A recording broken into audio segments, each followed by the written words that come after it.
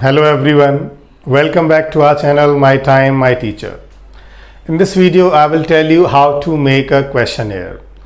For Sociology project class 12th, if we are choosing the survey method, we need to conduct a survey among the people. For conducting survey, we need to make a questionnaire. The questionnaire can we make in both the ways. You can make it online for Google Forms. That is a digital way to collect the ideas from the people to conduct the survey, or you can make it offline, get a printout, go to the people, distribute that, collect it later on and complete the data interpretation, right? That all you can do. Both the ways you can do, not a problem. Both are accepted, but the physical way or digital way, both the ways need a perfect questionnaire. So here I am going to tell you that how to make a questionnaire. That is more important. If the questionnaire is made, then you can conduct the research in any way, digitally or physically. See, the questionnaire is having basically three type of questions. The number one, we have yes no types. Number two, we have MCQs. Number three, we have very short.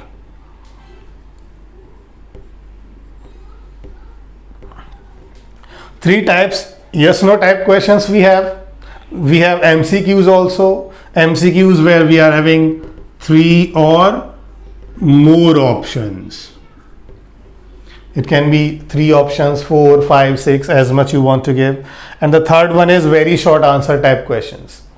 These both are called close-ended questions. This is called open-ended questions. Why do we call it close-ended questions? Because the options are very limited for the person. The person have to choose any one out of the options which are given by you. He cannot write anything else. But if we talk about this is open-ended. The person is open to write whatever he thinks because no suggested answer is given from your side. The person is open to write any kind of answer.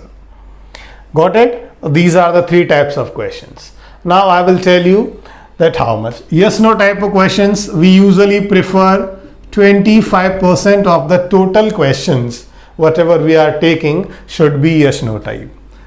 MCQs, that should be 50% of the questions, and very short answers again 25%. This is the ideal ratio which we follow in the questionnaire. 25% yes no types, 50% MCQs and 25% very short answer types. If you are moving a question more and a question less, does not matter because that is not the fixed ratio. It is called ideal only. For example, if I am taking 20 questions,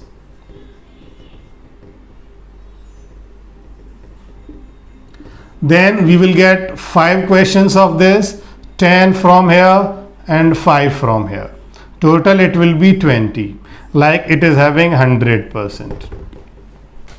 If I am taking a 20 questions in the questionnaire, that is the minimum limit. You can have more than that, 30, 40, 50, as much as you want to make. But if I am giving an example of 20 questions in a questionnaire, then we need to include 5 questions with yes no answers, 10 questions with MCQs, we're having various options, and 5 questions with very short answer type questions. Right? The very short answer type questions are very important because they give you actually what the person thinks. Here the options are given from our side, the answers are given from our side, so the respondent does not have much options to play with. He have to give any one out of these, but here he can write exactly what he thinks. So these questions help us to find out the realities of the person, what he does, what he thinks. Okay, so include all these three type of questions in the questionnaire and make minimum 20 questions, right? Do not give any kind of options if, like, do you think, if not, don't give any option if, because if the person is saying no, then you are not getting any answer. Then you will be having problem while conducting data interpretation.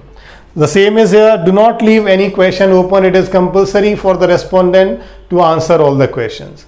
If any question is not answered, then you will not get exact outcome from the research conducted by you. So make sure that the respondents are answering every question and you are not leaving any option for the respondent depending yes or no, whether he want, if yes, answer this question, if no, answer this question.